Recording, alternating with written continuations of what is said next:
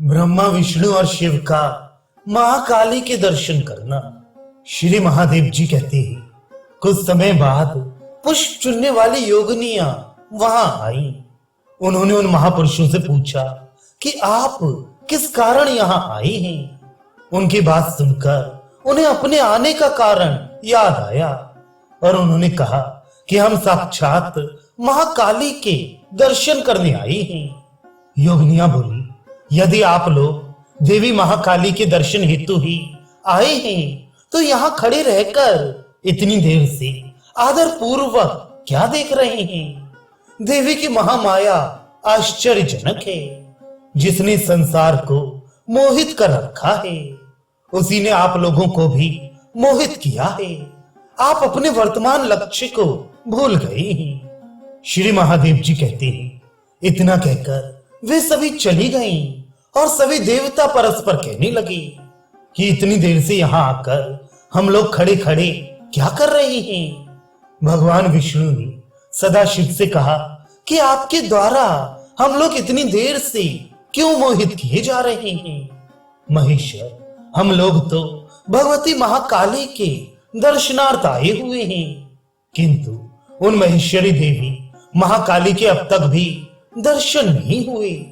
श्री शिव जी बोले, हम लोग आज ही चलकर जगत माता परमेश्वरी के दर्शन करेंगे और जगदम्बा के रत्न जटित पवित्र लोक में प्रवेश करेंगे। मुनि श्रेष्ठ, भगवान शिव के इस प्रकार कहने पर वे श्रेष्ठ देवगण अपने हृदय में भगवती महाकाली का ध्यान करते हुए उनके दिव्य धाम के अंदर प्रवेश करने हेतु चल पड़े।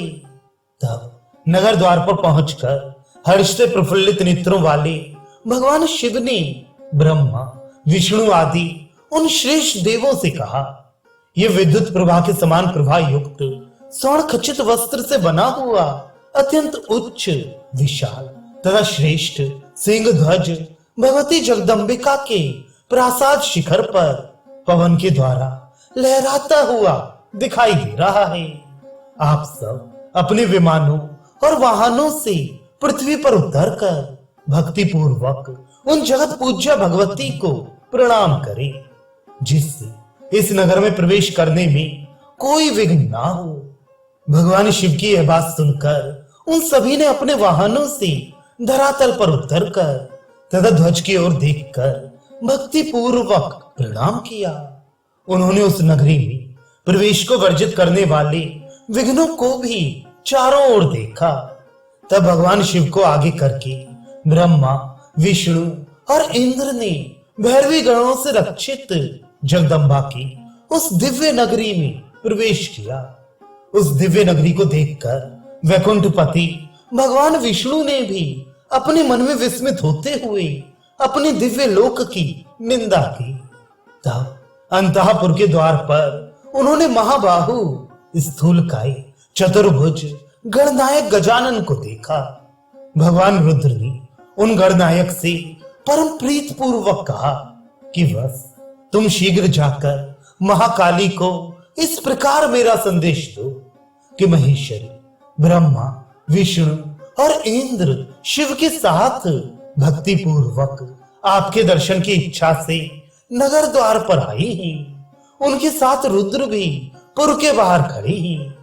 आप उन देवताओं के साथ वृषभ ध्वज रुद्र को अंदर आने की आज्ञा प्रदान करें।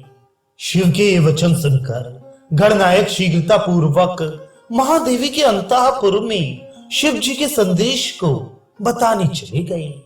महामती, उन्होंने महादेवी को हाथ जोड़कर प्रणाम करके भगवान शिव का संदेश उनसे यथावत निवेदित कर दिया।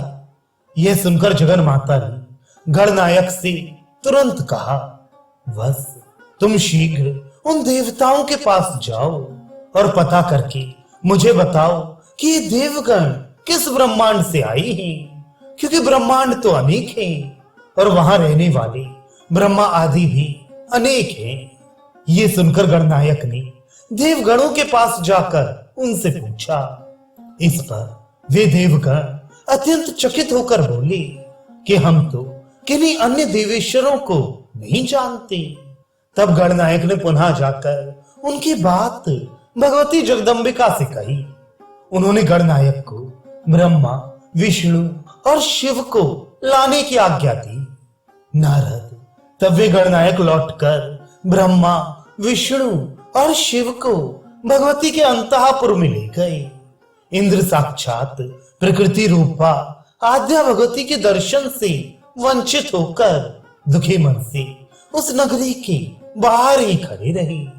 महिषादि प्रमुख देवगणों ने अंतःपुर के श्रेष्ठ द्वार पर आकर रत्न सिंहासन पर विराजमान महादेवी के दर्शन किए।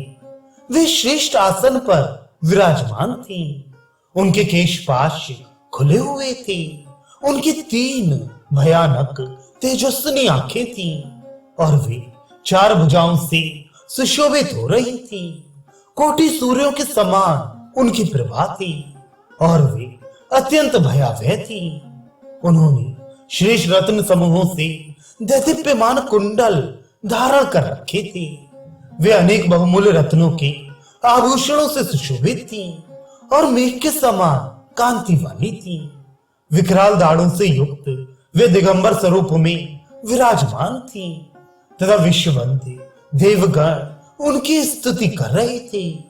सभी में विद्यमान रहने वाली तथा उत्तम लोक में निवास करने वाली मुंडमाला से सुशोभित उन जगदम्बा की सेवा में सखियां रत्न जटिल दंड वाले चंवर डुला रही थी।